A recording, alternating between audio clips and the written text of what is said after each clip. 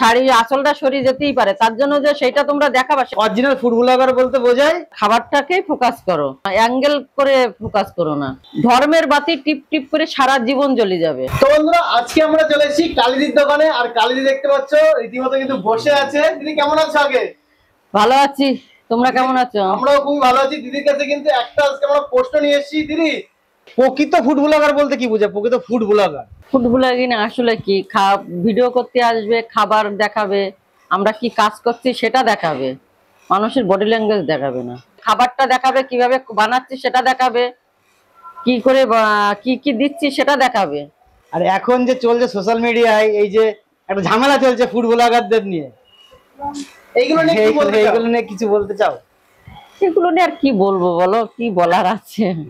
যার যা রুচিবোধ, যার যা রুচিবোধে যা এ করে।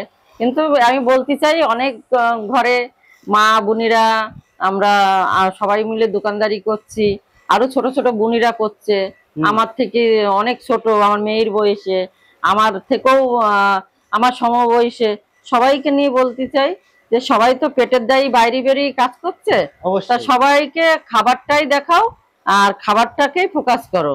হ্যাঁ, কারোর অ্যাঙ্গেল করে ফোকাস করো না, অ্যাঙ্গেল মেরো না। সেটা মানুষের খারাপ লাগে। কেন সোশ্যাল মিডিয়ায় তো একজন আর দেখি না আমরা, যেটা ভিডিও করলাম শয়তানি করে এর কাছে ওর কাছে দিলাম, সে ব্যাপারটা আলাদা। কিন্তু সোশ্যাল মিডিয়ায় যখন ছাড়ো, সারা পৃথিবীর লোক দেখে, সেটা তো সবারই তো মান সম্মান আছে। তা সম্মান বাঁচিয়ে কাজ করো, সেটা অনেক দূর এগোতে পারবে সৎ পথে। আর যদি মনে করো না আমি শয়তানি করবো, দেখবা ক্ষণেকের জন্য তোমাদের মিলিয়ন ছাড়াচ্ছে, কি বলো মিলিয়ন নাকি এইসব ছাড়াচ্ছে, তো আস্তে আস্তে সেটা ধিমেই যাবে। বেশি বার বেরো না, ঝড়ে ভেঙে যাবে। বেশি খাটো হয়ে না, ছাগলে মুড়ে যাবে, সেরকম একটা ব্যাপার, বুঝছো? সবাই সৎ পথে ভালোভাবে ভিডিও করো, অনেক দূর পৌঁছবে। কাউকে ছোট করো না, কাউকে অসম্মান করো না, সবাইকে ভেবো ঘরের মা বোনের মতন, সবাইকে সম্মান দিও। দেখবা ধর্মের বাতি টিপ টিপ করে সারা জীবন জ্বলে যাবে, অবশ্যই, বুঝছো? আর অধর্মের বাতি দপদপ করে সঙ্গে সঙ্গে লিভে যাবে।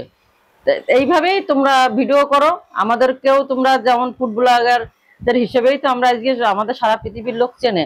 আমরা তোমাদের জন্য কৃতজ্ঞ। সবসময় বলি যে আমরা ফুড ব্লগিংদের কাছে, ইউটিউবারদের কাছে আর কি, বাংলা ভাষায় যা বলে, আমিও তো ঘুরি পেছি বলতে পারি না, তোমাদের কাছে আমরা অনেক অনেক কৃতজ্ঞ। কেননা আমাদেরকে আমি 21-22 বছর ধরে ব্যবসা করছি, সেই জায়গাটা পাইনি। চাঁদপাড়ার লোক চিনতো, বাইরের লোক তো চিনতো না, সেটা তোমাদের জন্য পেয়েছি।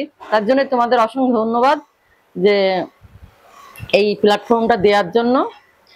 আর যারা না ভাবে কি যে তাড়াতাড়ি করে পেজ বড় করে ফেলবো, ঠিক আছে, একটু ভুলভাল অ্যাঙ্গেল করবো, একটু চাপিয়ে দেবো, খারাপ খারাপ কথা বলে ভিতরে 2-1 মাসের ভিতরে। আবার কি করে অনেকে যে এইখানের খবর অন্য জায়গার খবর দিয়ে মানে ঝামেলা। এটাও হয়, এটাও করে মানুষের যার যার মানসিকতা। তবে আমি একটা বলছি, এই পেজটা না বেশি দিন টেকে না, জানো তো? সবকিছুই কিন্তু বাড়াবাড়ি শেষ থাকে। অবশ্যই অবশ্যই। তা মনে করো যে আমি তাড়াতাড়ি পেজটাকে তুলবো, দেখবো সেই পেজটা দম করে পড়ে যাচ্ছে, যাই কিন্তু এরকম মানুষের ক্ষেত্রে হয়ে থাকে।